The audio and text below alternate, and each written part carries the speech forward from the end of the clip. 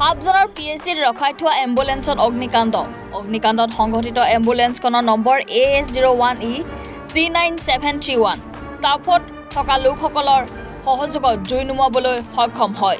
ইঞ্জিনৰ বিসংগতিত অগ্নিকাণ্ড সংঘটিত হোৱাৰ সন্দেহ।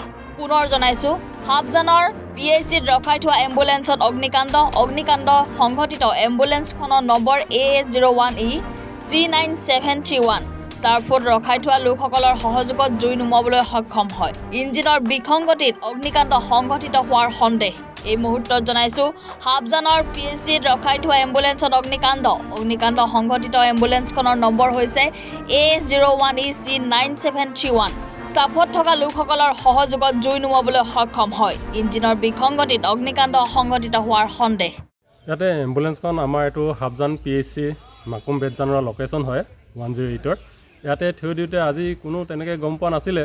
তাৰপাছত আমাৰ ষ্টাফবোৰ যেতিয়া আহিলে বাহিৰত আহি থাকোঁতে সিহঁতে জুই জ্বলা দেখা পালে, নিজে জ্বলি গ'ল। তাৰপাছত আমাৰ গোটেই মানুহবিলাকে ষ্টাফখিনিয়ে লগ লাগি এনকুৱাছ আমাৰ থকাৰ কাৰণে গোটেইবিলাক ট্ৰেইন আপ হৈ আছিলে।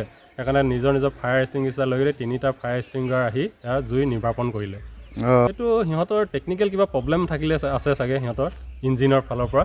ইঞ্জিনতে জুইটো লাগিছে, হয়তো শ্বৰ্ট চাৰ্কিট হ'ব পাৰে, বেটেৰীৰ পৰাও হ'ব পাৰে। সেইটো আমিতো বিশেষভাৱে নাজানো।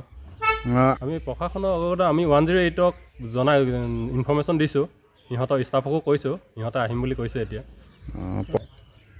ঠিক আছে।